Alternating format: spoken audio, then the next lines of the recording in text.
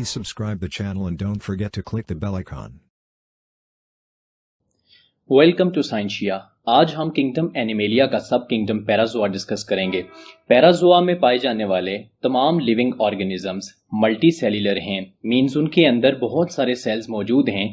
Multi सेल्यूलरिटी के बावजूद ये ऑर्गेनिजम्स टिश्यूज नहीं बनाते, ना ही ये ऑर्गन्स बनाते हैं, और ऑर्गन्स के ना बनने की वजह से दे आर एसिमेट्रिकल। जैसा कि हमने फर्स्ट लेक्चर में पढ़ा था, सिमेट्रिक का मतलब होता है ऑर्गन्स की अरेंजमेंट। जब ऑर्गन्स ही मौजूद ना हो तो सिमेट्री नहीं हो सकती। It means they are asymmetrical. A means without and symmetry means symmetry. इनके अंदर कोई सिमेट्री पाई नहीं जाती। किंगडम पैराजोआ के में एक ही फाइलम पोरीफेरा इंक्लूडेड है। पोरीफेरा वर्ड का मतलब है पोरी मीन्स पोर एंड फेरा मीन्स बेरिंग। इट मीन्स ये वो एनिमल्स हैं जिनकी बॉडी के अंदर छोटे छोटे सुराख मौजूद हैं और इनको आमतौर पे हम स्पॉन्जेस कहते हैं। ये एक स्पॉन्ज की पिक्चर आप देख रहे हैं। इसकी बॉडी में आप ऑब्जर्व कर सकते हैं the presence of small pores. इन्हीं पोर्स की वजह से इनका नाम पोरीफेरा मीन्स ये फाइलम पोरीफेरा कहलाया और इन एनिमल्स को हम स्पॉन्जेस कहते हैं। फाइलम पोरीफेरा में 5000 स्पीशीज ऑफ स्पॉन्जेस इंक्लूडेड हैं, जिनमें से 150 स्पीशीज फ्रेश वाटर में हैं, जबकि remaining majority of species marine water में पाई जाती हैं। So we can say that sponges are mostly marine.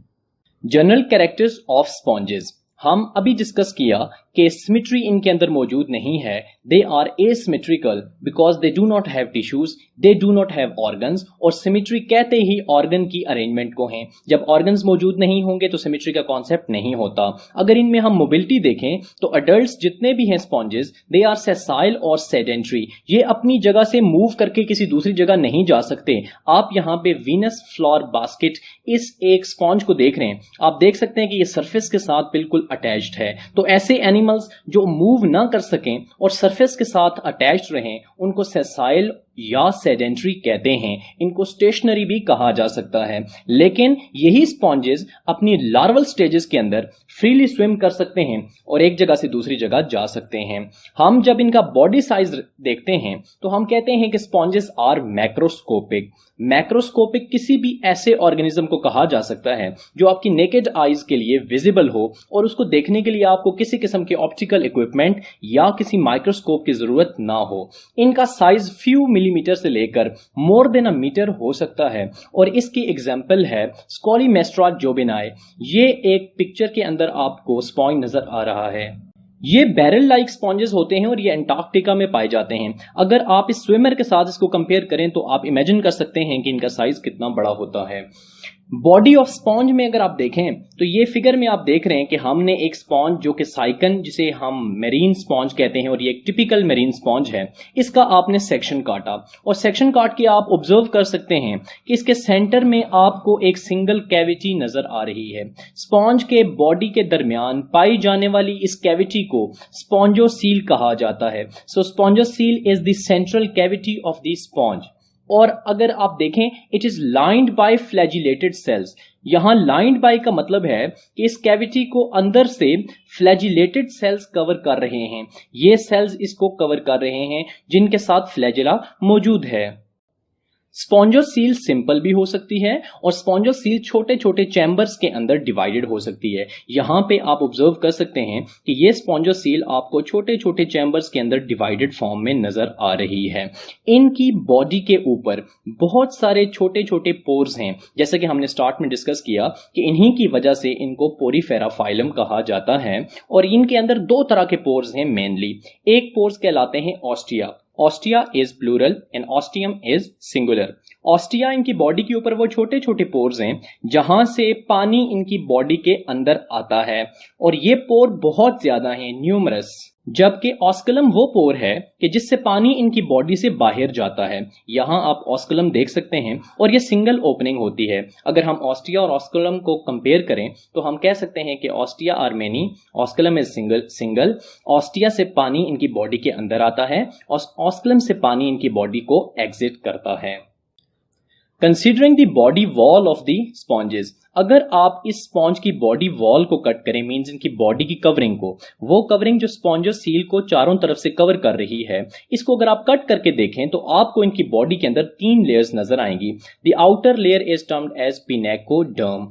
तो ये है आपकी पिनेकोडर्म। अगर आप कर्सर को फॉलो करें तो आप पिनेकोडर्म को ऑब्जर्व कर सकते हैं। Pinacoderm is the outer most layer. Pinacoderm के अंदर पाए जाने वाले सेल्स पिनेकोसाइट्स कहलाते हैं। तो ये फ्लैटेंड पिनेकोसाइट्स आपको नजर आ रहे हैं। पिनेकोडर्म के बाद हम देखते हैं कि इनके अंदर क्वेनोडर्म मौजूद है। क्वेनोडर्म इनकी इनर लेयर है, उसके अंदर पाए जाने वाले सेल्स क्वेनोसाइट्स कहलाते हैं। So this is the inner layer, जिसका हमने स्टार्ट में जिक्र किया था कि ये लेयर लाइन करती है, कवर करती है स्पॉन्जोसील को, और इसके अंदर फ्लैजिलेटेड सेल्स हैं। अगर आप इस कर्सर को फॉलो करें तो आप देख सकते हैं कि ये है इनर लेयर और इसको क्वेनोडर्म कहते हैं। और इसका एक इंडिविजुअल सेल को अगर आप मैग्नीफाई करके देखेंगे तो इसमें आपको कॉलर नजर आएगा और इसमें आपको फ्लैजिलम नजर आएगा। So these are flagellated collar cells और इनको हम क्वेनोसाइट्स कहते हैं। और ये बिल्कुल अंदर मौजूद हैं और इनके फ्लैजिला जो हैं वो मौजूद हैं स्पॉन्जोसील कैविटी के अंदर। ये उसको अंदर से लाइन और कवर कर रहे हैं। मेसेनकाइम, मेसेनकाइम एक जिलेटिनस मिडल लेयर है जो कि क्वेनोडर्म और पिनेकोडर्म के दरमियान मौजूद है। अगर हम इसकी कॉम्पोजिशन देखें तो हम देख सकते हैं कि इसमें अमीबाइड सेल्स मौजूद हैं। यहाँ पे आप अमीबाइड सेल्स को ऑब्जर्व कर सकते हैं। इसके अलावा इसके अंदर मौजूद हैं स्पिक्यूल्स। स्पिक्यूल्स कहते हैं नीडल लाइक स्ट्रक्चर्स को, और इन नीडल्स की शेप्स मुख्तलिफ हो सकती हैं। यहाँ पे ये आपको ट्रायंगुलर शेप की नीडल्स येलो कलर में नजर आ रही हैं।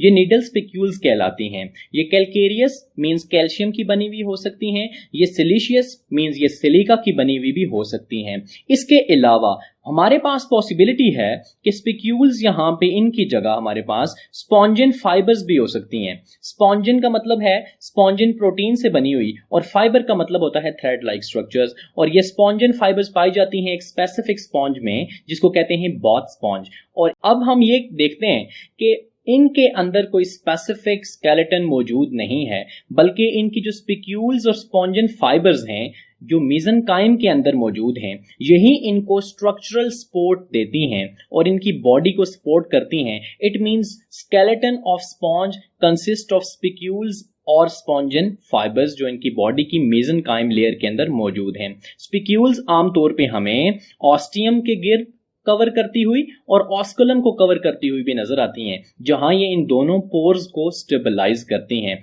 This is all about the skeleton of the sponge. अगर हम स्पॉन्जेस के अंदर फीडिंग को कंसीडर करें तो हम बड़ी कॉमन सेंस की बात है, दे आर सेसाइल और सेडेंट्री। ये अपनी जगह पे खड़े हैं और वहां से ये मूव नहीं कर सकते। इट मींस वही खाना ये खा सकते हैं जो इनके पास आए। हरकत ना कर सकने की कमी को पूरा करने के लिए इनके अंदर इवोल्यूशनरी एडेप्टेशन के तौर पर क्वेनोसाइट्स मौजूद हैं जिनके साथ फ्लैजिला हैं। तो ये अपने क्वेनोसाइट्स के फ्लैजिला को मूव करते हैं, जिसकी वजह से पानी के अंदर लहरें पैदा होती हैं और वो पानी ऑस्टिया से इनकी बॉडी के अंदर आता है। आने वाला पानी अपने साथ फूड लेकर आता है और वो सारा फूड जमा होता है स्पॉन्जोसील में, और स्पॉन्जोसील में ये जो क्वेनोसाइट्स हैं उस फूड को इंजेस्ट करते हैं। इंजेस्ट करने के बाद डाइजेस्ट करके ये उसके फूड को एब्जॉर्ब करते हैं और साथ वाले सेल्स को भी फूड प्रोवाइड करते हैं। और जितना भी वेस्ट होता है वो वापस या तो डिफ्यूजन के थ्रू यहां से बाहर फेंक दिया जाता है या वो उसे स्पॉन्जोसील में डाल दिया जाता है, ताकि जो पानी ऑस्कुलम से बाहर जा रहा है वो इस वेस्ट को अपने साथ लेकर बाहर चला जाए। अगर हम स्पॉन्जेस का फूड देखें तो 80% इनके अंदर डेड ऑर्गेनिक मैटर है। ये मरी हुई और डिकम्पोज होती हुई चीजों के ऊपर फीड करते हैं जिसको हम डेट्रिटस कहते हैं। और 20% जो फूड है इनका that is phytoplanktons and zooplanktons. Phyto का मतलब होता है प्लांट और प्लैंक्टन का मतलब होता है स्मॉल। तो ये स्मॉल प्लांट्स और स्मॉल एनिमल्स जो कि बहुत माइक्रोस्कोपिक हैं और वो पानियों के अंदर पाए जाते हैं, ये उनके ऊपर फीड करते हैं। एक्सक्रीटरी सिस्टम किसी किस्म का स्पेशल मौजूद नहीं है, बल्कि इनके बॉडी में जितना भी वेस्ट बनता है they have 2 options. Option number 1 कि उस वेस्ट को ये डिफ्यूजन के थ्रू बाहर फेंक दें या उस वेस्ट को ये स्पॉन्जोसील में ऐड कर दें ताकि जो पानी यहाँ से मूव करके ऑस्कुलम से बाहर जाए वो अपने साथ इस वेस्ट को ले जाए। सिमिलरली इनके अंदर नर्वस सिस्टम भी कोई स्पेशल नहीं है। इनके अंदर न्यूरॉन्स मौजूद हैं, वो आपस में मिलकर कोई ब्रेन स्पाइनल कॉर्ड नहीं बना रहे। कोई स्पेशल एग्रीगेटेड स्ट्रक्चर्स इनके अंदर मौजूद नहीं है। न्यूरोसेंसरी सेल्स या न्यूरॉन्स मौजूद हैं जिनमें ये एबिलिटी है कि वो कुछ मैसेजेस कंडक्ट कर सकते सकते हैं। और इन न्यूरॉन्स और न्यूरोसेंसरी सेल्स की मदद से ये स्पॉन्ज अपने कोएनोसाइट्स को कंट्रोल करता है और इनकी बीटिंग ऑफ फ्लैजिला को कंट्रोल करता है, ताकि ये कोऑर्डिनेटेड मूवमेंट से पानी के अंदर लहरें पैदा कर सके, ताकि वो पानी जब वापस आए तो वो अपने साथ फूड लेकर आए। इट मींस ये पानी के फ्लो को कंट्रोल करते हैं अपने फ्लैजिला की मूवमेंट से, और फ्लैजिला की मूवमेंट को कोऑर्डिनेट करने के लिए ये न्यूरोसेंसरी सेल्स या न्यूरॉन्स का इस्तेमाल करते हैं। इसके अलावा इनके पास कोई स्पेशल नर्वस स्ट्रक्चर्स मौजूद नहीं हैं। अगर हम रिप्रोडक्शन की बात करें तो पोरीफेरा के अंदर हमें दोनों तरह की रिप्रोडक्शन नजर आती है, asexual reproduction as well as sexual reproduction. Regarding asexual reproduction, budding का यूज करते हैं ये एसेक्सुअल रिप्रोडक्शन के लिए। और बड क्या है, हम इसे डिफाइन करते हैं कि ये बॉडी के ऊपर बनने वाली आउटग्रोथ है। आप इस डायग्राम में देखें, ये बॉडी ऑफ स्पॉन्ज है और इसके साथ ये एक आउटग्रोथ बन रही है, इसको आप बर्ड कह सकते हैं। अब ये बर्ड यहाँ पे तो बॉडी के बाहर शो की गई है, लेकिन समटाइम्स कुछ बर्ड्स इनकी बॉडी के अंदर भी बनती हैं। इनकी बॉडी के अंदर बनने वाली बर्ड्स को हम जेम्यूल्स कहते हैं। बर्ड बॉडी के साथ बनती है और वो साइज में ग्रो करती है। अब इस बर्ड के पास दो ऑप्शंस हैं, वो बॉडी के साथ अटैच भी रह सकती है और वो इससे डीटैच होके एक अलग सेपरेट डिफरेंट इंडिविजुअल बना सकती है। This is asexual reproduction in porifera और sponges। सेक्सुअल रिप्रोडक्शन इनके अंदर अगर हम कंसीडर करें तो हम कहते हैं कि मोस्ट ऑफ द स्पॉन्जेस और पॉरीफेरन्स आर हर्मेफ्रोडाइट। हर्मेफ्रोडाइट का मतलब ये है कि एक ही बॉडी के अंदर male and female sex organs मौजूद होते हैं। अगर ऐसी कंडीशन है तो फिर आमतौर पे ये प्रोटेंड्रस भी होते हैं। और प्रोटेंड्रस टर्म का ये मतलब है कि मेल सेक्स सेल्स इनके अंदर जल्दी मैच्योर हो जाते हैं compare to female sex cells. तो ये हर्मेफ्रोडाइट्स हैं आमतौर पर, और साथ ही ये प्रोटेंड्रस मौजूद हैं। अब ये प्रोसेस ऑफ सेक्सुअल प्रोडक्शन इनकी बॉडी में होता कैसे है? अगर सेक्सुअल प्रोडक्शन की डिटेल कुछ यूं है कि अगर आप इस साइकिल को फॉलो करें तो आप देख सकते हैं कि फर्स्ट स्टेप ये है कि एक स्पॉन्ज की बॉडी से स्पर्म्स रिलीज होते हैं और वो स्पर्म पानी में स्विम करने के बाद अपने दूसरे स्पॉन्ज के पास पहुंचते हैं कि जिसकी बॉडी की मेसेनकाइम लेयर के अंदर एग मौजूद है। ये स्पर्म्स वहां जाने के बाद एग के साथ फर्टिलाइज करके जाइगोट बनाते हैं। जाइगोट मेसेनकाइम के अंदर बनता है और मेसेनकाइम इनकी मिडल लेयर है, जैसा कि हमने डिस्कस किया, पिनेकोडर्म और कोएनोडर्म के दरमियान की लेयर है।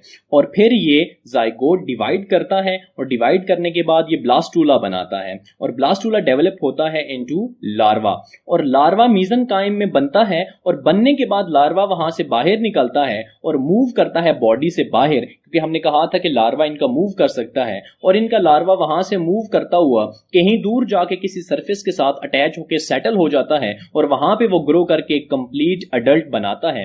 जब ये अडल्ट बन जाएगा तो ये अडल्ट वापस जब सेक्सुअल प्रोडक्शन करेगा तो ये इन्हीं स्टेजेस से अगेन वहां से गुजरता हुआ सेम स्टेजेस से इनका लाइफ साइकिल चलता रहेगा। इनके अंदर ऐसा भी पॉसिबल है कि सेक्सेस सेपरेट हों, क्योंकि ये सब हर्मेफ्रोडाइट नहीं हैं। कुछ के अंदर मेल और female sex organs different bodies में पाए जाते हैं। एक बॉडी के अंदर मेल सेक्स ऑर्गन्स होंगे और एक के अंदर फीमेल सेक्स ऑर्गन्स होंगे। अगर हम इनकी एग्जांपल्स देखें तो हमारे पास स्पॉन्जिला मौजूद है जो कि फ्रेश वाटर स्पॉन्ज है। ये एमसीक्यूज में पूछा जा सकता है। हमारे सामने है यूप्लेक्टेला, जिसको वीनस फ्लावर बास्केट कहा जाता है। इसका बहुत खूबसूरत ग्लासी स्ट्रक्चर होता है और डेकोरेशन पर्पसेस के लिए भी इसे इस्तेमाल किया जा सकता है। देन वी हैव ल्यूकोसेलिनिया, जिसके अंदर इरेक्ट का मतलब होता है वर्टिकल ट्यूब्स का लाइक स्ट्रक्चर इसके अंदर मौजूद है। तो दीज आर इरेक्ट ट्यूब्स, ये मौजूद हैं ल्यूकोसेलिनिया के अंदर। ये इसकी कॉमन एग्जांपल्स हैं। और साइकन हमने एक पहले ही इसकी एग्जांपल डिस्कस कर ली है कि जिसको टिपिकल मेरीन स्पॉन्ज कहते हैं। इंपॉर्टेंस ऑफ स्पॉन्जेस, स्पॉन्जेस की काफ़ी ज़्यादा इंपॉर्टेंस है और इनको हम मुख्तलिफ पर्पसेस के लिए इस्तेमाल करते हैं। नंबर 1, आज की इंडस्ट्रियल दौर के अंदर बहुत सारे आर्टिफिशियल स्पॉन्जेस भी बनाए जा रहे हैं, लेकिन नेचुरल स्पॉन्जेस अभी भी कुछ मुल्कों के अंदर इस्तेमाल होते हैं for the purpose of washing and bathing. और इसी तरह से आज हमें कमर्शियल यूजेस के लिए जो स्पॉन्जेस अच्छे मिलते हैं वो मेडिटेरेनियन सी से मिलते हैं। इसी तरह हम इनको सर्जिकल प्रोसेस के लिए भी इस्तेमाल करते हैं। ऑपरेशंस के दौरान बॉडी फ्लूइड्स, जिसमें ब्लड और दीगर बॉडी फ्लूइड्स जब लीक होते हैं तो उनको एब्जॉर्ब करने के लिए इनको हम इस्तेमाल करते हैं। सिमिलरली इनको बिल्डिंग्स के अंदर इस्तेमाल किया जा सकता है, बिल्डिंग्स को साउंड प्रूफ बनाने के लिए।